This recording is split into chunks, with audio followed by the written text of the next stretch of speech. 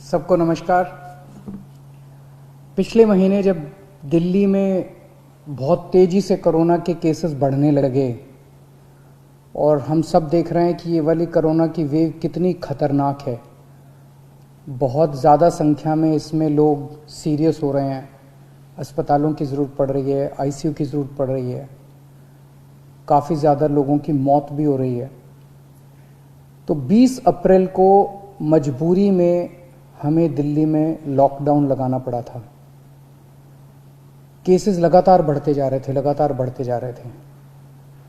Lockdown लगाने की वजह से और भी अन्य कई कारणों की वजह से 26 अप्रैल को आके 35% पॉजिटिविटी रेट बढ़ गया था। 35% बहुत ज़्यादा होता है, मतलब 100 लोगों का अगर हम टेस्ट करते थे तो 35 लोग उसमें पॉजिटिव निकलते थे।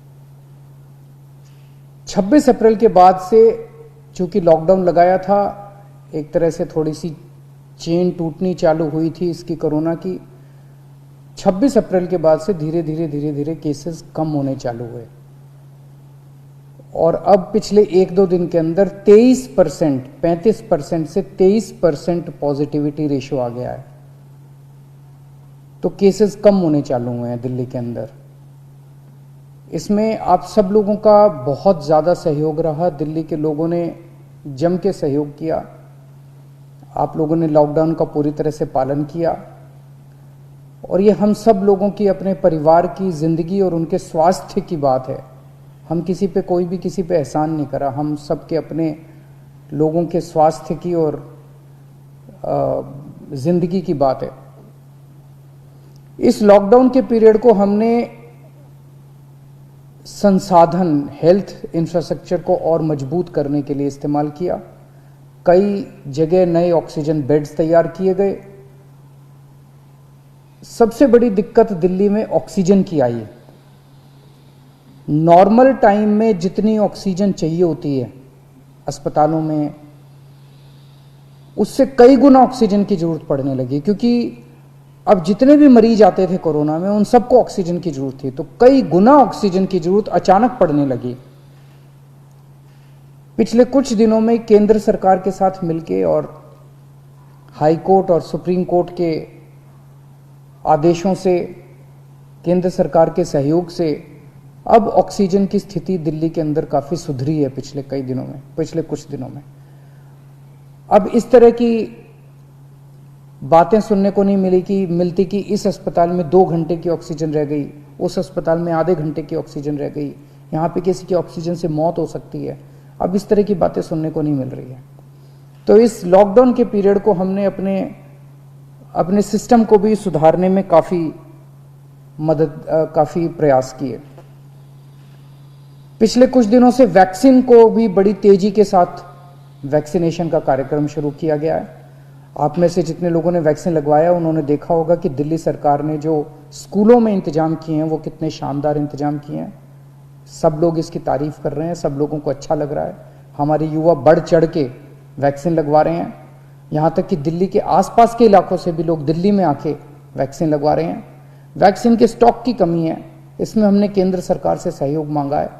मुझे पूरी उम्मीद है जैसे केंद्र सरकार अन्य बातों पे भी सहयोग करती रही है, इसमें भी हमारा पूरा सहयोग करेगी। पिछले कुछ दिनों में सब लोगों से मेरी बात हुई है, व्यापारियों से, महिलाओं से, युवाओं से, अलग अलग किस्म के लोगों से बात हुई है और सबका ये मानना है कि कोरोना के केस कम तो हुए हैं लेकिन अभी भी बहुत हैं। 23% अभी भी संक्रमण दर है। अभी ढिलाई नहीं दी जा सकती, अभी समय नहीं आया है ढिलाई देने का। तो सबका ये मानना है कि अभी लॉकडाउन को और एक्सटेंड करने की ज़रूरत है। अभी और इस कड़ाई को अभी थोड़े दिन और बरकरार रखने की ज़रूरत है, नहीं तो अभी जो हमने हासिल किया वो भी ख़त्म हो जाएगा। और जैसा मैंने कहा कि ये इतना मुश्किल दौर है, ये वाली वेव इतनी खतरनाक है, इतने लोगों की मौत हो रही है, तो जान है तो जहान है। अगर ज़िंदगी बचेगी तो बाद में और बहुत कुछ कर लेंगे ज़िंदगी में। सबसे पहले इस टाइम ज़िंदगी बचाना है। तो इसीलिए सरकार ने आप सब लोगों के फीडबैक के आधार पे, आप सब लोगों की इसके आधार पे मजबूरीवश अभी 1 हफ्ते का लॉकडाउन और बढ़ाया जा रहा है। कल सुबह 5 बजे ये लॉकडाउन ख़त्म होना था, लेकिन अब ये अगले सोमवार को 5 बजे तक के, सुबह 5 बजे तक के लिए बढ़ाया जा रहा है और इस बार थोड़ा सा और सख्त किया जा रहा है। कल से दिल्ली के अंदर मेट्रो भी चलना बंद हो जाएंगी। हमारी कोशिश है कि जितना ज़्यादा इसको लॉकडाउन को सख्त किया जाएगा उतना तेज़ी से हम सब लोग कोरोना पे काबू पा पाएंगे। मेरी आप सबसे निवेदन है, जिस तरह से अभी तक आप लोगों ने सरकार का साथ दिया, जिस तरह से अभी तक आप लोगों ने पूरा लॉकडाउन का पालन किया, इसी तरह से आने वाले समय में भी आप सब लोग लॉकडाउन